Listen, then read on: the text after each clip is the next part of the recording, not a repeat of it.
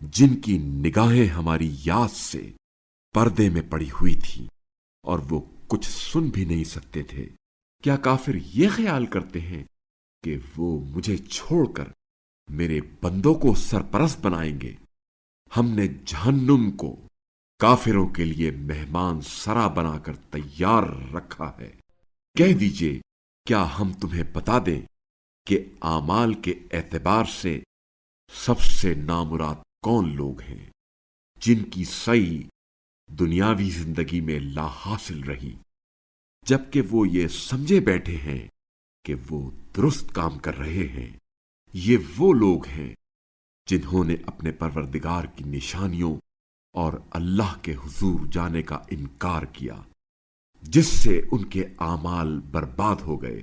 لہذا ہم قیامت کے دن ان کے اعمال کے لیے کوئی وزن قائم نہیں کریں گے۔ ان کے کفر کرنے اور ہماری آیات اور رسولوں کا استہزاء کرنے کی وجہ سے ان کی سزا یہی جہنم ہے۔ جو لوگ ایمان لائے ہیں اور نیک اعمال بجا لائے ہیں، ان کی میزبانی کے لیے یقیناً جنت الفردوس ہے، جہاں وہ ہمیشہ رہیں گے، وہاں سے کہیں اور جانا پسند نہیں کریں گے۔ کہہ دیجئے، میرے پروردگار کے کلمات لکھنے کے لیے اگر سمندر روشنائی بن جائیں تو سمندر ختم ہو جائیں گے، لیکن میرے رب کے کلمات ختم نہیں ہوں گے، اگرچہ ہم اتنے ہی مزید سمندر سے کمک رسانی کریں۔